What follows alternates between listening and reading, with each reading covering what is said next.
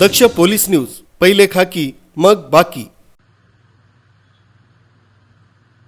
संजय राऊतांचं विधान पाहिल्यानंतर हसू येतं।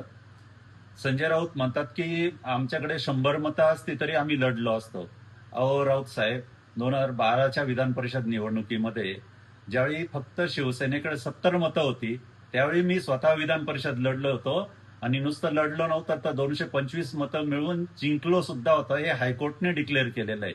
त्यामुळे मतांची संख्या नाही म्हणून लढलो नाही की तुम्ही अंतर्गत काही सेटलमेंट करून घेतली होती, कारण या दराड्यांनाच तुम्ही विधान परिषद देण्यासाठी मला पक्षातून बाहेर काढलं होतं।